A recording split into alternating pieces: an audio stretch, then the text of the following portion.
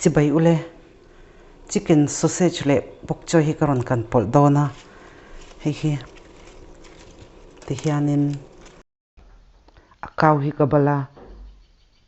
kasil fai sania sausage packet khatania hi kalo chan photanga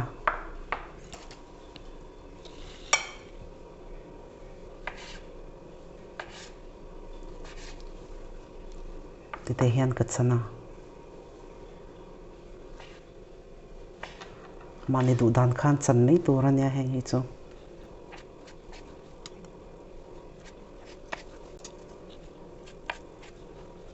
ti hian hei kalo chan zo to a hei kalo kang ngalang tel hi tablespoon ni borvel ka leya kan du tam deuh kha chuan kan lei nem me anga tel po lo save to heta hianin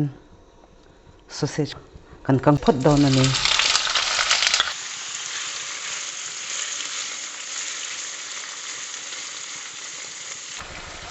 ti hian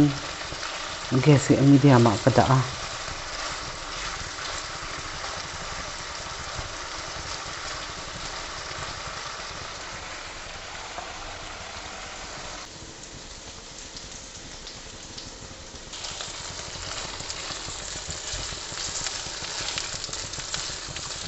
sapo lo sen de to hi kalo phor chwa kanga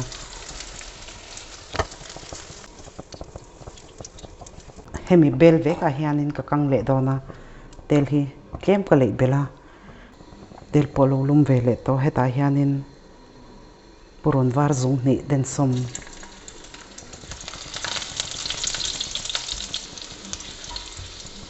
chuanin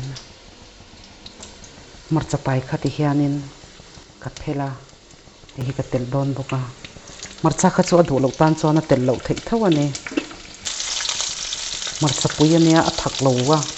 ka marcha tel hi arin hi atituya puron var po lo min ve to a an tam kha ka tela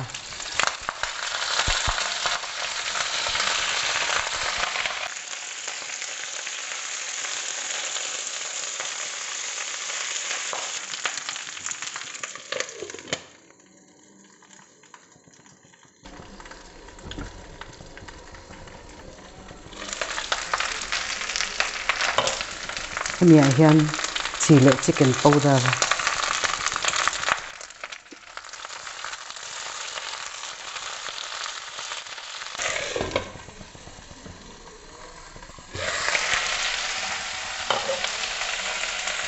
tui kem te ka leya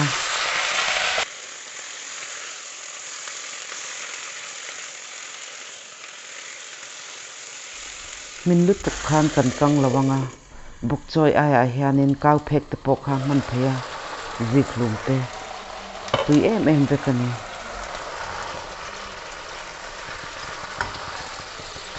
an champo hi alo min ve de to kan ar sakan kha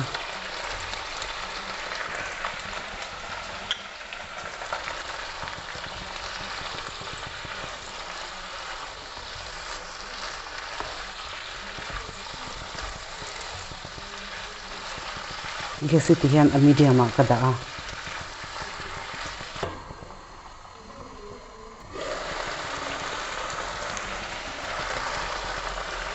aro lu tuk chon tui te kha lei bel mai tur ania chon hi maida thir fian te khat ania heta hian tui hi patela lo chop pot ve a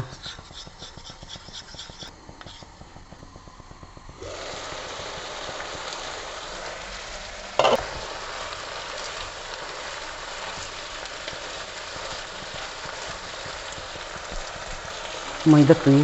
an siam kha ti hian ka leya gesi ka da sanga maida tui kan le hian ati hnanga ati cha a khal de ma tui hi ka le bel le dona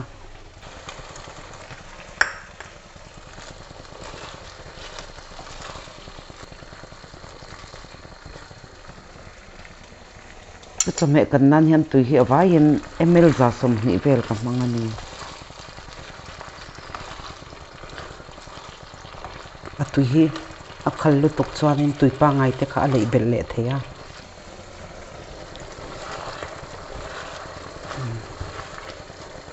à tùy bỏ tầm lu tục là vậy à khăn lu tục lâu boka thì hiền cả lâu đủ to ngang gas cả off thain ti zong te ni chuan in lo siam ve dawn ania ka chena min lo thlir saka wangin ka lo me